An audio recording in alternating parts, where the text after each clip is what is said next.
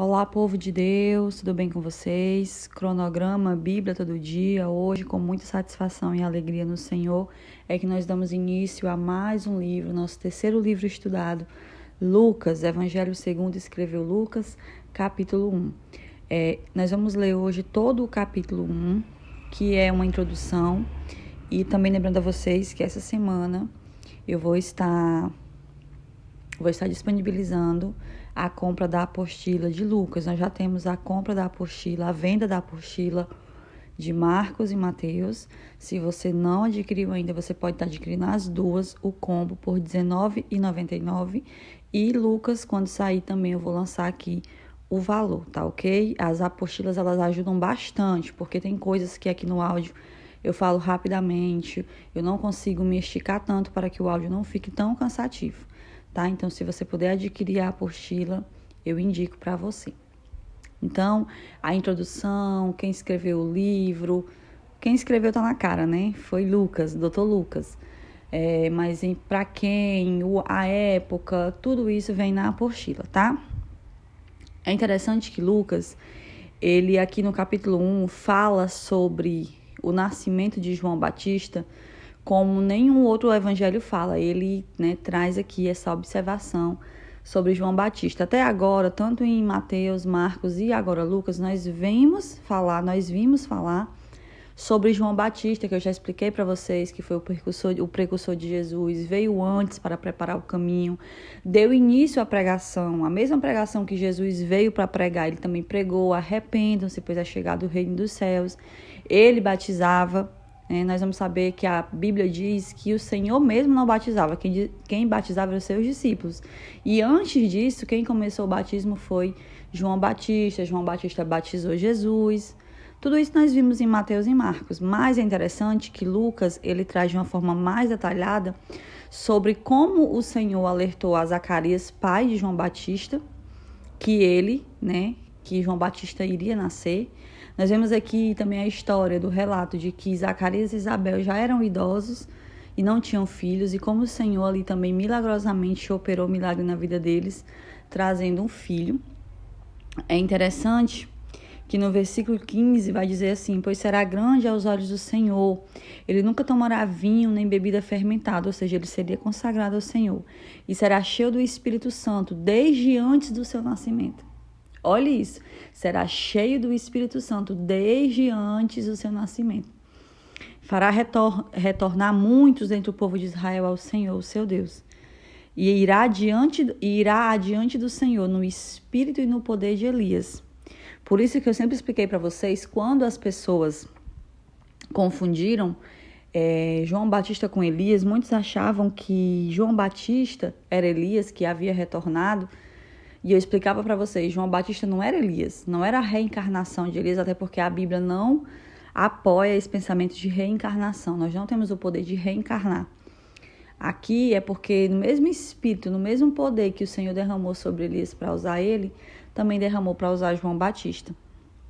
Então aqui no 15, 16, 17, nós vemos a missão de João Batista bem explícita. Tudo que eu expliquei para vocês nos outros livros, aqui é de uma forma bem resumida. Lucas, ele fala sobre a missão de João Batista, tá? E aí o capítulo de Lucas 1 é um capítulo que está bem explicadinho, basta você ler com atenção que você vai entender toda a história. Como o Senhor, falou com Zacarias, como que Zacarias desacreditou, ele ficou mudo porque não acreditou na mensagem do anjo. Nós vamos ver também o nascimento de Jesus, que também foi predito, assim como o nascimento de João Batista foi predito, o de Jesus também. Maria recebeu a visitação do anjo, mas diferente de Zacarias, que desacreditou, que não teve fé, Maria, ela se colocou à disposição do Senhor para receber a missão, Depois nós vamos ver que Maria vai visitar Isabel, as duas grávidas, elas ali vão... As duas grávidas, uma gerando João Batista e outra gerando Jesus, elas vão ali se encontrar. E o bebê, que está no ventre de Isabel, vai se agitar com a presença do outro bebê, que é Jesus. Ou seja, ali já houve um encontro, O que elas carregavam era espiritual. O que elas carregavam era da parte de Deus. E ali houve uma manifestação do poder do Senhor. Depois nós vamos ver o cântico de Maria. Maria, ela louvou ao Senhor, adorou ao Senhor por ter recebido tal missão, né? Por tudo que o Senhor estava fazendo. E nós vamos ver no versículo 56 que Maria ficou com Isabel cerca de 3 meses e depois voltou para casa. Depois nós vamos ver sobre o nascimento de João Batista, que vai mostrar que Isabel gestou o tempo normal de uma gestação e depois ela teve um filho. E é interessante que no versículo 58 vai dizer assim: seus vizinhos e parentes ouviram falar da grande misericórdia que o Senhor lhe havia demonstrado e se alegraram com ela. Por quê? Porque Isabel já era idosa, né? Então ali todos estavam vendo o que o Senhor estava fazendo na vida dela. Eles não entendiam que tamanha importância e missão aquele bebê tinha, mas eles já glorificavam a Deus só pelo fato de ver que uma senhora ali, né, que para uma mulher, já expliquei para vocês em Israel, uma mulher ter filhos era uma bênção e não ter filhos era uma maldição. Então ali todo mundo viu que o Senhor abençoou aquele casal, tá?